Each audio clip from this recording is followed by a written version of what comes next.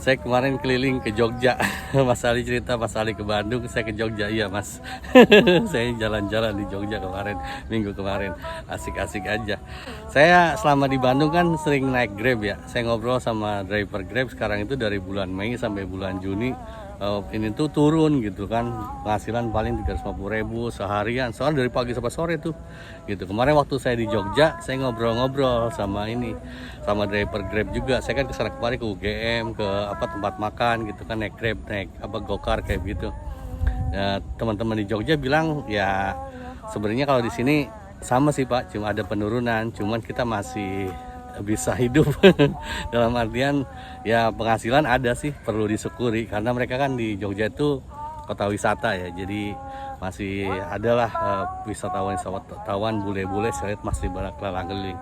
Tapi secara umum kita tuh banyak yang kondisi kesusahan, terutama saya. Secara ini kita ekonomi turun gitu, karena teman-teman saya juga yang di pasar banyak yang tadi ada yang punya toko 4 tinggal 1 gitu kan. Terus kemarin saya juga ada di tetangga. Saya cerita tetangga, toh saya nggak nyebut namanya ya. Beliau waktu itu usaha jualan rumah makan, buka rumah makan, tutup. Kemudian jualan BCD ya bangkrut begitu.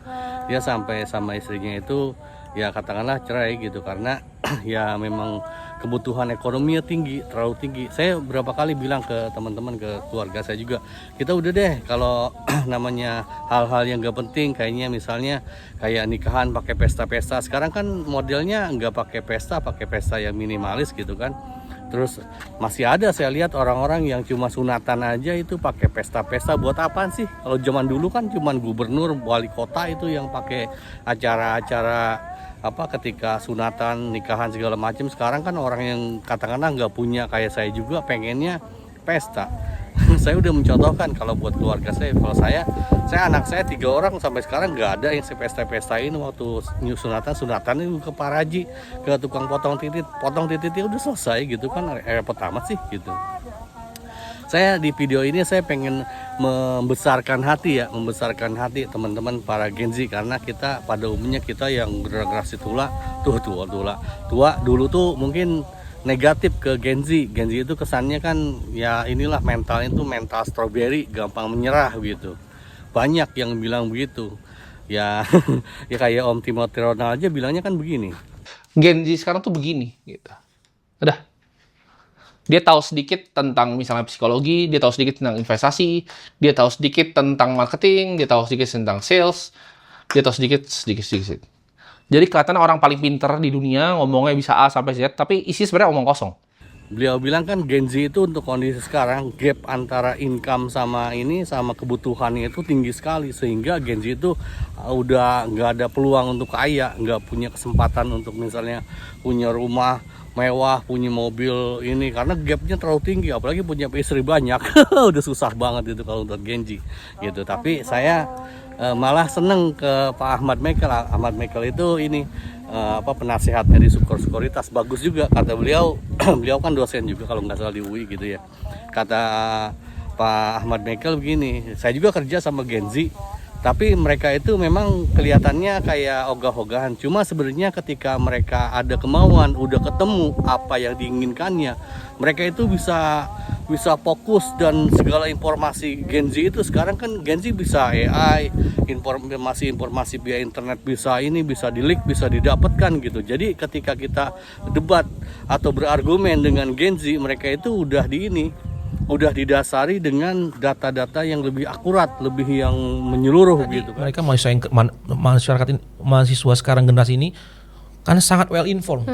Mereka bisa dapat informasi, bahkan bisa dibantu sama AI, ChatGPT, informasi dari komparasi mereka dengan negara-negara lain juga udah fully komplit. Datanya komplit sekarang. Jadi mereka bisa adu argumentasinya itu kuat dengan pemerintah sendiri. Saya udah tua, teman-teman yang Gen Z mungkin saya tuh udah umur setengah abad lebih. Jadi saya mau udah upkir. Saya mau bikin video ini bukan nyari subscriber, bukan nyari AdSense, enggak. Saya mah cuma membesarkan hati teman-teman aja, sekalian saya terus belajar, karena saya juga walaupun saya udah tua kan saya tetap butuh biaya untuk masa tua saya, menghadapi kematian saya mah udah nggak peduli dengan karir, jabatan, apa segala macam, gaji, bullshit lah buat saya. Kalau buat saya, karena saya udah tua, masa saya udah lewat, saya tinggal menungguin mati aja gitu. Justru saya dengan begini men-sharingkan kepada Anda anak-anak muda. Dulu mungkin banyak orang tua yang negatif kesannya tadi, yang Gen Z itu gampang nyerah gitu. Sekarang enggak. Kita tuh sangat welcome, terutama saya mahasiswa teman-teman saya juga kan. Kemarin tuh baru saya bimbingan mahasiswa saya, teman-teman mahasiswa maksudnya, ngobrol sama saya, dia mau bikin jurnal internasional di Malaysia. Kata saya gampang, saya jelasin begini gitu kan. Wah, dia pede banget gitu. Kemudian yang kedua mau sidang nih minggu ini gitu. Jadi saya membesarkan hati teman-teman Gen Z. Memang kita sulit, kondisi kita itu sulit. Saya merasakan, tapi jangan menyerah gitu. Karena kalau kita menyerah, Gen Z menyerah, ya kita udah mau jadi apa? Anda itu Gen Z, generasi muda, generasi harapan bangsa, harapan kami. Hidup kami itu nggak akan ada apa-apanya, nggak akan berarti perjuangan kami bakal sia-sia kalau Anda Gen Z tidak melanjutkan gitu lah. Nah, sebagai ininya, untuk membesarkan hati teman-teman, bayangin saya waktu 98 ngalamin krisis moneter, kemudian kemarin Covid gitu, kemudian sekarang masa krisis global gitu kan. Toh kita masih survive gitu. Selama kita masih survive, kita terus aja fighting gitu. Ibaratnya selama kita berlari, ya kalau kita bisa lari, kita lari. Kalau nggak bisa lari, ya jalan. Nggak bisa jalan, merangkak pun nggak apa-apa. Yang penting kita bergerak maju gitu loh.